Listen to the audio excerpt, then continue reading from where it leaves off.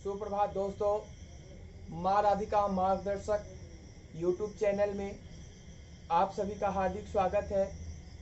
तो दोस्तों, आज के वीडियो क्लासेस में मैं लेकर आया हूँ पॉलिनोमियल्स का बेसिक कॉन्सेप्ट, बहुपद का बेसिक कॉन्सेप्ट जिसे समझकर 9th और 10th के बच्चे काफ़ी इम्प्रूवमेंट ला सकेंगे। इसके पहले रियल नंबर की जो बेसिक कॉन्सेप्ट है मैं दे चुका हूं। तो आपका टॉपिक है पॉलिनोमियल,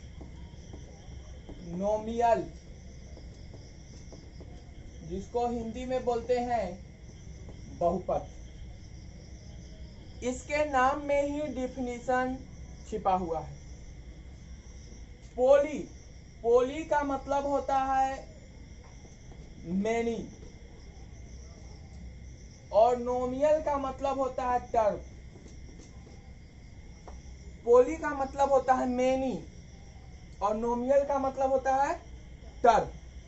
तो मैनी यानी बहुत और टर्म यानी पद, यानी आप इसको शॉर्टली बोल सकते हैं बहुत सारी पद को बहुपद कहते हैं। बहुत सारी पद को बहुपद कहते हैं। अब बहुत सारी पद का मतलब क्या? तो बहुत सारी पद दो चीज पर निर्भर करता है। पहला एडिशन और दूसरा सब्सट्रैक्शन। बहुत सारे पद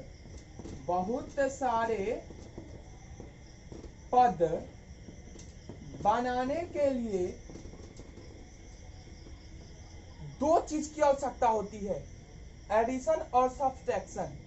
जैसे कि आप देख सकते हैं, हम अगर बोले कि 3a इंटू बी तो 3ab, यह बहुत सारा पद नहीं है, यह बहुत सारा पद नहीं है, यह एक पद है।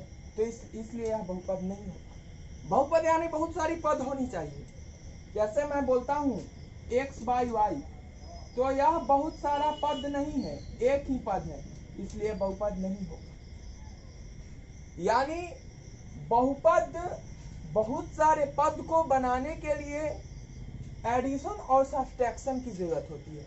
जैसा कि आप देख सकते हैं 2x प्लस 3y माइनस 9, यह बहुपद है, बहुत सारा पद बना रहा है। 3x square plus 5x plus 3, यह बहुपद है। 9x माइनस y, यह बहुपद है। तो इन शॉर्ट आप समझ गए कि बहुपद यानी बहुत सारे पद। तो बहुत सारे पद बनाने के लिए एडिशन और सब्सट्रैक्शन की जरूरत होती है। अब हम बात करते हैं बहुपद का डिफिनीशन। यह तो समझने के लिए था कि बहुत सारे पद को बहुपद कहते हैं। अब बहुपद के डिफिनीशन आपसे कोई पूछे तो आप बोल सकते हो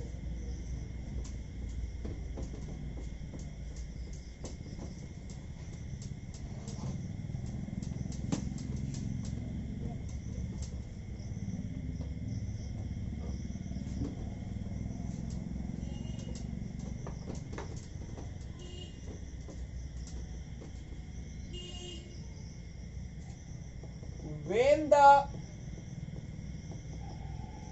any equation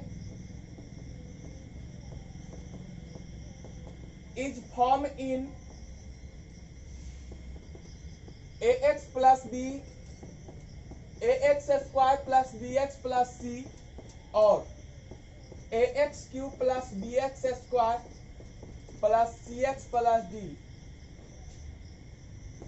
is called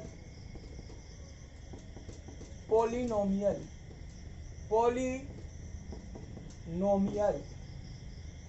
When the any equation is formed in ax plus b, ax square plus bx plus c और ax cube plus bx square plus cx plus d is called polynomial।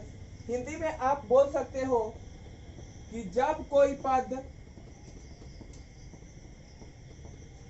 A x plus b, a x square plus b x plus c, या a x cube plus b x square plus c x plus d के रूप का हो उसे बहुपद कहते हैं, बहुपद कहते हैं। अब यहां मैंने जो टर्म लिखा, जो पद लिखा, उसमें आपका ए बी सी और एक्स को समझना है। तो यहां ये जो तीनों टर्म है, ए एक्स प्लस बी हो, या a x square plus b x plus c हो, या a x cube plus b x square plus c x plus d हो, तो इसमें ए बी और जो सी है वह है कांस्टेंट टर्म, कांस्टेंट टर्म। और आपका एक्स एक्स स्क्वायर या वाई जेड कुछ भी हो तो वह आपका है वेरिएबल टर्म। कांस्टेंट टर्म को हिंदी में बोलते हैं अचर पद और वेरिएबल को बोलते हैं चर पद। अब दोनों क्या है आपको पहले बेसिकली समझना है। आप जितना भी पॉलिनोमियल पढ़िएगा उसमें दो ही चीज आएगा, कांस्टेंट टर्म और वेरिएबल टर्म। तो कांस्टेंट टर्म जो कहीं भी बदलता ना हो, जैसे कि आप एग्जांपल ले लीजिए, आप बचपन से पढ़ते यहां तक आए हैं, आपके कुछ फ्रेंड होंगे जिसमें अभी तक बदलाव नहीं हुआ होगा और आगे भी नहीं होगा। कोई एटीट्यूड नहीं, वही बातचीत, वही मुस्कान, आपसे मिलने का वही स्टाइल, वही परफॉर्मेंस, तो वह कांस्टेंट हुआ, कभी बदलता नहीं। लेकिन वेरिएबल है, वह हर जगह चेंज होता है। कुछ फ्रेंड ऐसे भी हैं कि माहौल के हिसाब से चेंज होते हैं। तो यहाँ आप इसको बेसिकली समझ सकते हैं। In short A B C यहाँ कांस्टेंट टर्म है, इसके जगह पर 1 हो सकता है, 2 हो सकता है, 3, यानी इन शॉर्ट जितने भी काउंटिंग्स नंबर हैं, नेचुरल नंबर हैं, यानी जो भी संख्याएं हैं जैसे 1 2 3 5 6 डॉट डॉट डॉट या माइनस में हो, यह सब आपका होता है कांस्टेंट टर्म। कांस्टेंट टर्म जिसको हिंदी में बोलते हैं अचर पद। यह कहीं भी चेंज नहीं होता है। 3 का वैल्यू आप कहीं भी रख दो उसका मतलब 3 ही होता है। आप 100 को कहीं भी रख दो उसका मतलब 100 ही होता है। अब मैं बात करता हूं चर पद की। यह होता है यानी टोटल इंग्लिश अल्फाबेट ए से लेके आपको जेड तक कि जो भी टर्म है, तो वो सब आपका होता है वेरिएबल चर पद। यह चेंज होता है। जैसे कि कोई इक्वेशन है, आप बहुत सारे इक्वेशन का हल निकालते हैं। इससे पिछली कक्षा में आप फैक्टराइजेशन करना सीखा। क्या एक्स का वैल्यू हर जगह सेम आता है? नहीं, अलग अलग आता है। तो इसी को वेरिएबल कहते हैं, चर पद। अब हमको समझना है बहुपद का प्रकार। इसके बाद मैं बताऊंगा कि ए एक्स प्लस बी क्या है, a x square plus b x plus c आखिर है क्या, और a x cube plus b x square plus c x plus d आखिर है क्या। इसमें आपने समझा कि ए बी सी और डी है वह कांस्टेंट टर्म है, लेकिन जो एक्स वाई है यह क्या है, वेरिएबल टर्म। अब बहुपद को दो बेस पे बांटा गया है। दो तरीकों से बहुपद को अलग अलग बांटा गया है।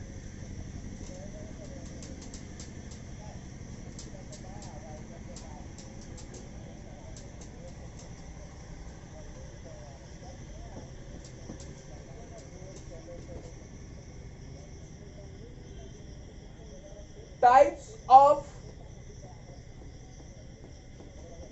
पॉलिनोमियल्स। बहुपद के प्रकार। बहुपद के प्रकार। तो पहला जो प्रकार बांटा गया है वह है on the basis of term, on the basis of term यानी पद के आधार पर बहुपद के 3 प्रकार होते हैं। पद के आधार पर बहुपद के 3 प्रकार होते हैं। पहला एक पदी, दूसरा द्विपदी, तीसरा त्रिपदी। इंग्लिश मीडियम वालों के लिए एक पदी को ही बोलते हैं मोनोमियल, द्विपदी को बोलते हैं बायोनोमियल और 3 पदी को बोलते हैं ट्राइनोमियल। इसके नाम में डिफिनीशन छिपा हुआ है। एक पद जिसमें एक पद हो, द्विपदी यानी जिसमें 2 पद हो, और त्रिपदी मतलब जिसमें 3 पद हो। तो अब एक पद, तो मैंने इससे पहले ही बता चुका हूं कि पद का निर्धारण प्लस और माइनस से होता है, प्लस और माइनस से होता है। प्लस और माइनस जुड़कर ही या प्लस माइनस से ही पद बनता है। मल्टीप्लिकेशन और डिवीजन से पद नहीं बनता है, गुणा और भाग से पद नहीं बनता है, उसका अर्थ एक ही होता है। जैसे एक पदी में आप देख लीजिए 9x 2y 3t, ये सब क्या है? एक पदी बहुपद है। अगर कोई इसी में बोलता है कि 9x प्लस 3x, तो ये एक पद ही होगा, क्योंकि झूठ का 9 3 12x हो जा रहा है, तो यह एक पदी होगा। इस सब में एक पद है। द्विपदी में आप देख सकते हैं जैसे कि 2x plus Y, 9x minus 3, 3 plus 5x, 8x plus 2x minus Y. तो ये भी द्विपदी ही है, क्योंकि यहाँ 8 2 10x पूर जाएगा माइनस वाई। तो यहाँ आप देख सकते हैं कि यह सारा 2 पद है, प्लस है बीच में और इधर 2 पद। अगर कोई अपनी ही जाति का अगर हो वह, तो वह जुट जाता है। जैसे x में x स्क्वायर में गिनती की संख्या में, तो उसमें पदों की संख्या बढ़ती नहीं है, समान हो जाती है। अब त्रिपदी जैसे कि आप देख सकते हैं x plus 2y minus 3, 9x plus 5y plus 8, ये सब त्रिपदी का उदाहरण है। ये सब त्रिपदी का उदाहरण है। इसको बोल सकते हैं 9x square plus 5x plus 2, ये भी त्रिपदी है। On the basis of degree,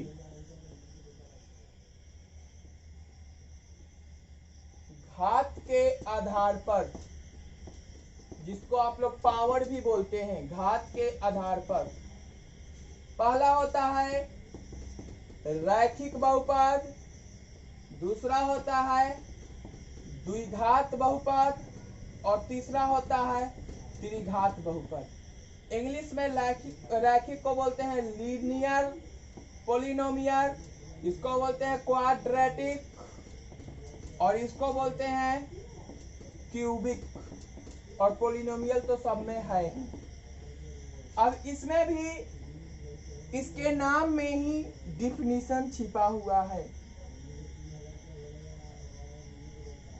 रैखिक, जिसके घात 1 हो, जिसके पावर 1 हो, उसको रैखिक बोलते हैं।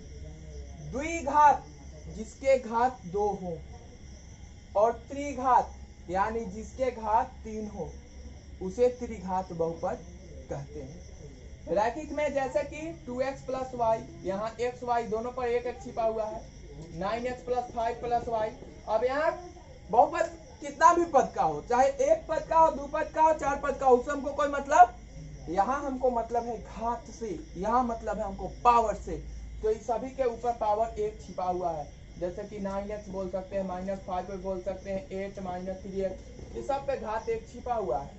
तो ये सब रैखिक बहुपद का एग्जाम्पल है। जैसे कि द्विघात बहुपद यानी घात 2 होना चाहिए, जैसे x square plus 4, x square -9, y square -16, x square plus 5x plus 6, Y square minus 8y minus 10, ये सब द्विघात बहुपद का एग्जाम्पल है। आप समझ सकते हैं सारे के सारे ऊपर 2 है, पावर क्या है, घात क्या है, 2 है। अब क्वेश्चन उठता है कि सर यहाँ x पे भी पावर 1 है, तो ऐसा नहीं है कि रैखिक होगा, नहीं, यहाँ सबसे बड़ा वाला का वैल्यू होता है। तो यहाँ इस पद में टर्म में सबसे बड़ा घात 2 है, तो इसलिए इसका द्विघात बोला जाएगा। जैसे त्रिघात में X cube minus 9 Y cube minus 27, जैसे कि X cube plus 2x square plus 5x minus 8 Y 2y cube minus 8y square plus 10y plus 7, ये सब आपका क्या है, त्रिघात बहुपद का उदाहरण है। यहाँ देख सकते हैं सभी के ऊपर घात 3 है, पावर क्या है, 3 है, 2 भी है, 1 भी है, लेकिन मैं पहले बता चुका हूँ कि सबसे जो बड़ा घात होता है उसका वैल्यू होता है। तो आप लोगों ने बहुपद का प्रकार समझ लिया। अब मैं समझाने जा रहा हूं zero of a polynomial, zero of a polynomial यानी बहुपद के हल, बहुपद के हल।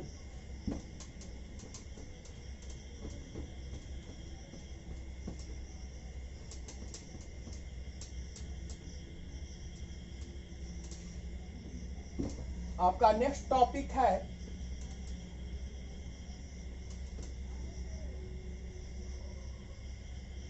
जीरो ऑफ ए पॉलिनोमियल, बहुपद के हल, बहुपद के हल। तो इतना आप जान लीजिए कि जो भी रैखिक बहुपद होगा उसके हलों की संख्या 1 होगी। हलों की संख्या चाहे आप उसे जैसे ब्रेक करो, एक ही उसमें आंसर आएगा। दूसरा द्विघात, इसके हलों की संख्या 2 होगी। तीसरा त्रिघात, इसके हलों की संख्या 3 होगी। इससे ज्यादा नहीं आएगा, आप चाहे जितना भी कर लें। अब हम बता रहे थे बहुपद के पद के आधार पर जो प्रकार थे, एक पदी, द्विपदी और त्रिपदी। तो उसमें ऐसा नहीं कि द्विपदी है तो 2 आंसर आएगा, नहीं, उसमें मान डालना पड़ेगा और उसके बाद पता चलेगा। इसमें एक और टर्म कंडीशन आता है जो आपको क्वेश्चन में दिया जाता है कि यह जो दिया गया शून्यक है इस बहुपद का हल है या नहीं। जैसा कि आपका बहुपद है, मान लीजिए कि px बराबर 2x माइनस 2, 2x माइनस 2, और आपको दिया हुआ है x का वैल्यू 1, तो अगर आपने डाला तो 2 इंटू 1 माइनस 2, तो 2 में से 2 गया 0, तो इसलिए हल है। अगर 0 आ गया तो हल है, 0 नहीं आया तो हल नहीं है। तो एक हल निकालने का यह भी तरीका है। और एक तरीका है कि जैसे कि आपको क्वेश्चन में नहीं दिया हुआ है, जैसे इसी को हम बनाते हैं, हमको नहीं दिया हुआ है कि क्या डालना है, 1 डालना है या 2 डालना है, तो एक इसका हमको मान सारणी बनाना पड़ेगा, x और y। यानी अगर हम x का वैल्यू 1 डालते हैं तो y कितना आएगा, 0 आएगा। अगर x का वैल्यू 2 डालेंगे तो y कितना आएगा, 2 2 जा 4 माइनस 2, 2 आएगा, 2 2 जा 4 माइनस 2, 2 आएगा। तो यह हलों की संख्या को बता सकते हैं इससे, या किस पर इसका मान 0 आ रहा है, तो यहाँ 1 और 0 पर इसका मान 0 आ रहा है, तो उसको भी हम बता सकते हैं। अब इसके बाद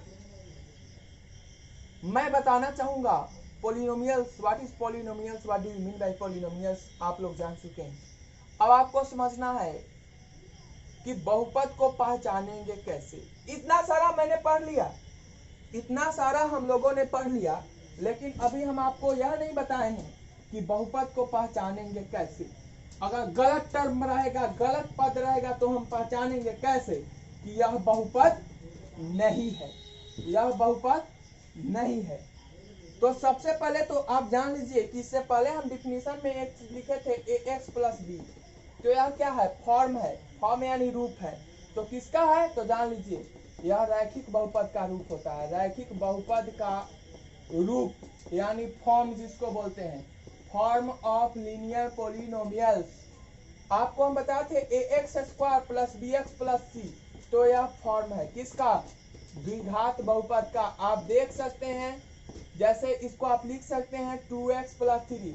यहाँ देख सकते हैं कि x क्या है, रैखिक है, तो रैखिक में एक होता है जो क्या होता है, वेरिएबल, और दो कांस्टेंट है, ए भी क्या है, कांस्टेंट है। उसी तरह घात यहाँ एक है, इसमें घात कितना है, 2 है। और हम बताए थे कि a x cube plus b x square plus c x plus d, तो यह भी फॉर्म होता है किसका, त्रिघात बहुपद का। त्रिघात बहुपद का फॉर्म होता है, रूप होता है। यहाँ आप ए बी सी डी का मान कुछ भी हो सकता है, ए बी सी डी का मान चेंज होते रहता है, जो कि हम पहले बता चुके हैं कि यहाँ पर जो ए बी सी डी लिया गया है वह कांस्टेंट है, कभी बदलता नहीं है, लेकिन क्वेश्चन में आपको कुछ भी हो सकता है, लेकिन जो इसका फॉर्मेशन है यही होता है। एबीसीडी कांस्टेंट है, बदलेगा नहीं। जैसे कि अगर यहाँ 3x³ लिख दिए plus 5x² minus 2x minus 8, तो यहाँ x बदल सकता है, लेकिन 5 3 2 8 कभी नहीं बदलेगा। इसका वैल्यू यहाँ -8 है, तो -8 ही रहेगा। अब हमको समझना है बहुपद को पहचानने का नियम। पहचानेंगे कैसे बहुपद को,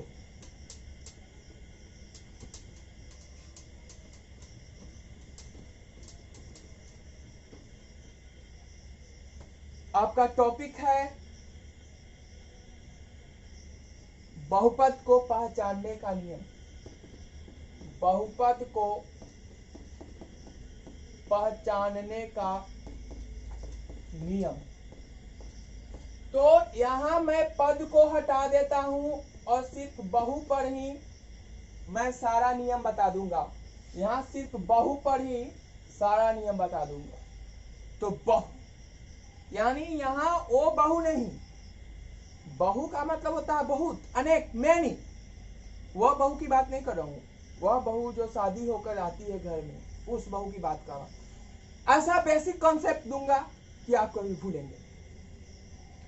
तो इसका पहला कॉन्सेप्ट है, आजकल की जो बहुएं आती है मॉडर्न क्लासिफिकेशन के अनुसार, तो पहला होता है कि बहुएं पर्दा में नहीं रहती है।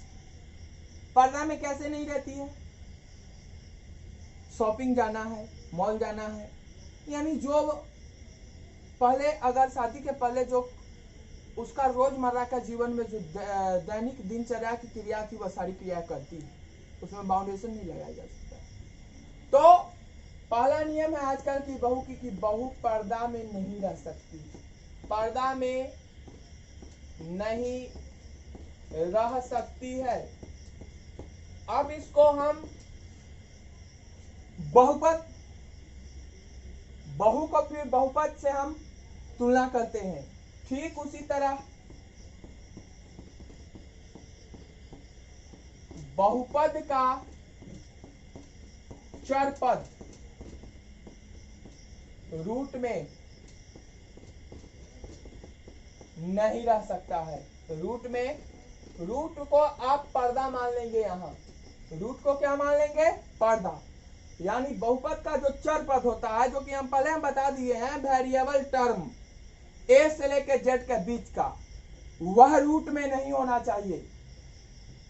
जैसे एग्जांपल आप ले लीजिए, 3x² प्लस 5√x माइनस 9, यह बहुपद होगा नहीं। क्यों, क्योंकि x चर पद है, x वेरिएबल टर्म है, और यहाँ इसको रूट में डाला गया है, इसलिए यह बहुपद नहीं होगा। अब अगर हम एग्जांपल लेते हैं, √3x² माइनस 5x माइनस 8, क्या यह बहुपद है, बिल्कुल है। यहाँ रूट तो है, लेकिन x में नहीं है, 3 में है, कांस्टेंट टर्म में है। तो यहाँ कांस्टेंट टर्म से कोई मतलब नहीं है, यहाँ मतलब है चर पद से। रूट चर पद में नहीं होना चाहिए। यानी अगर कोई बहू आई, उसको सारा आजादी दिया जा रहा है, अगर उसकी जो पड़ोस की या बगल की या घर में ही दूसरी बहू है, उसको आजादी नहीं दिया जा रहा है, तो उसको उससे मतलब नहीं, यानी उसको सिर्फ अपना मतलब रखना है। तो यहाँ आप समझ सकते हैं कि यहाँ x को सिर्फ x से मतलब है, यानी वेरिएबल टर्म से मतलब है यहाँ। तो यहाँ रूट में नहीं है, इसलिए बहुपद होगा। जैसे कि हम बोलते हैं, अगर √5x² माइनस 9x प्लस 3, यह बहुपद होगा नहीं, क्योंकि यहाँ कांस्टेंट के साथ साथ वेरिएबल दोनों का दोनों रूट में है, इसलिए यह बहुपद नहीं होगा। अगर हम बोलते हैं 5√3x² माइनस √9x प्लस 6 यह बहुपद होगा तो बिल्कुल होगा, क्योंकि x यहाँ कहीं भी x y z कुछ भी हो सकता है, x यहाँ कहीं भी रूट में नहीं है, इसलिए यह बहुपद होगा।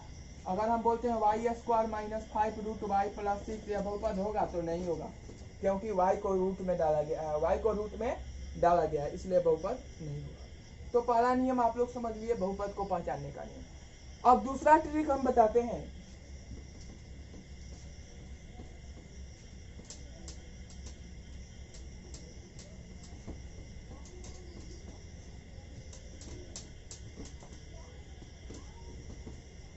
आजकल की जो बहुएं हैं उनमें जो दूसरी नियम है वह है कि बहु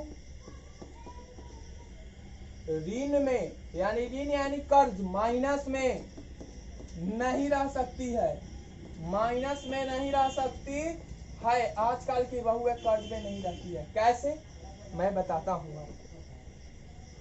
पहले एक जमाना था, आज से कुछ 50-60 वर्ष पहले या 40 वर्ष पहले, जैसा कि हम लोग सुनते हैं, देखे हुए नहीं है, कि एक कोट सूट पे, एक गहना पर कई लोगों का शादी होता था। शादी होकर आने के बाद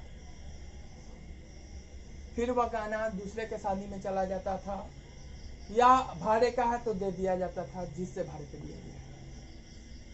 और उस जमाने की जो बहुएं थी उतना शोषण सहती थी और कदम में कदम मिलाकर संघर्ष करती थी। लेकिन आजकल की बहुएं ऐसे नहीं, शादी होकर आएगा, अगर उसके जो ससुराल वाले हैं कहेंगे कि तुम अपना सारा जेवर दे दो, हम भाड़ा से लाएं, बवाल शुरू हो जाएगा। कहेगा कि हमारे पप्पा जी कैश गिने हैं, कैश। तो आजकल की बहुएं ऋण में नहीं रहती है। पहले की ऐसी भी महिलाएं हैं, सभी के घर में होती हैं। जैसे आप अपने मदर फादर को ले लो, मम्मी पापा को ले लो, कम दाम का कपड़ा पहनकर, हाँ भी आपको अच्छा पहनाकर आपको खुश देखना चाहते हैं। लेकिन जो नई बहू आएगी, उसकी सिस्टर की शादी है तो उसको 5000 का साड़ी चाहिए, उससे कम का नहीं चाहिए। एक मैं बात बोल रहा हूँ, एग्जाम्पल दे रहा हूँ, चाहे उसकी घर की दैनिक स्थिति जो भी हो। तो आजकल की बहुएं का यह नियम है कि बहुएं ऋण में नहीं रह सकती है। ठीक उसी तरह बहुपद का घात माइनस में नहीं रह सकता है। यहाँ घात के से मतलब है, नीचे के पद से मतलब नहीं है। पद चाहे जितना भी पद माइनस में हो उससे कोई मतलब नहीं है, सिर्फ उसका घात माइनस में नहीं होना चाहिए। जैसा कि आप एग्जाम्पल में ले लो, यानी अगर बहू को सारा जो डिमांड है पूर्ति हो रहा है, अगर उसकी सास भले ही पुराना साड़ी पहने, उसको डिमांड हो रहा है, तो फिर बवाल करने का तो कोई मतलब नहीं है। तो आप समझ सकते हैं यहाँ, जैसे कि 3x² माइनस 5x माइनस 8 यह बहुपद है। कैसे, माइनस नीचे ना है, घात ऊपर होता है, ऊपर कहीं आपको माइनस दिख रहा है क्या, तो बहुपद होगा। जैसे कि y का पावर 2 माइनस 8y का पावर माइनस 1 प्लस 6 यह बहुपद है क्या, यह बहुपद है क्या, नहीं है, यह बहुपद नहीं है। क्यों नहीं है, क्योंकि यहाँ आप देख सकते हैं कि यहाँ जो घात है यह ऋणात्मक है। तो मैं पहले ही बोल चुका हूँ कि घात माइनस में नहीं रहना चाहिए। अगर घात माइनस में रहेगा तो बहुपद नहीं होगा। जैसे कि अगर -2y² माइनस 6y माइनस 9 ये बहुपद है क्या, तो बिल्कुल है, नीचे का पद माइनस में है, घात माइनस में नहीं है। तो दूसरा कॉन्सेप्ट आप लोगों ने समझ लिया। अब तीसरा कॉन्सेप्ट बताते हैं।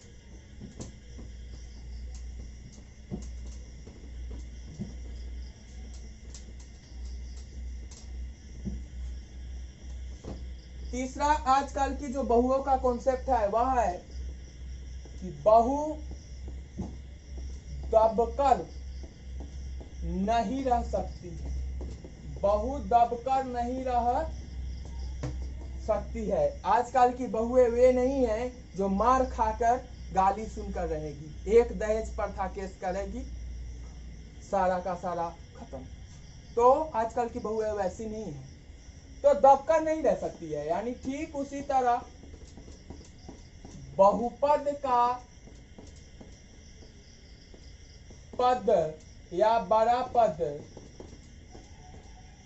बट्टा के नीचे नहीं होता है। यही मैंने दबकर, बट्टा के नीचे नहीं होता है मतलब दबकर नहीं रह सकता है। जैसा कि आप एग्जांपल ले सकते हैं, अगर हम बात करते हैं 3x³ प्लस 2x में x से, तो यह बहुपद है, बट्टा के नीचे है लेकिन है। कैसे? क्योंकि छोटा है, तो इसको कट कर एक बड़ा आंसर आ जाएगा। आप 2000 कमाते हो, 1500 रुपये खर्च करते हो, चलेगा। लेकिन 2000 कमाते हो, 10,000 रुपये खर्च करोगे, नहीं चल सकता। हो सकता है 1-2 महीने किसी से कर्ज लेकर चला सकते हो, लेकिन हमेशा नहीं चला सकते हो। लेकिन अगर 2000 रुपये कमाते हो, 1500 खर्च करते हो, तो यह हमेशा चलेगा।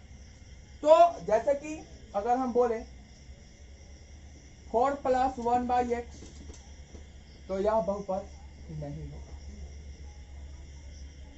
तो आज की वीडियो क्लासेस में इतना ही। आगे फिर इसका क्लास वाइज पार्ट 1 पार्ट 2, जिसमें मैं एक्सरसाइज पे भी डिस्कस करूंगा। इतना बता दिया हूं जिससे 9th 10th के भी बच्चे यहाँ तक क्वेश्चन तो सॉल्व कर ही लेंगे कि कौन सा बहुपद है, इसके कितने हल होते हैं, या कितना घात होता है, या कौन एक पदी है, कौन द्विपदी है। तो इससे ज़्यादा भी हल कर ही लेंगे। और बाकी बात मैं इससे अगले वीडियो में पार्ट 1 पार्ट 2 करके बनाऊंगा। इतना समय तक हमसे जुड़े रहने के लिए धन्यवाद।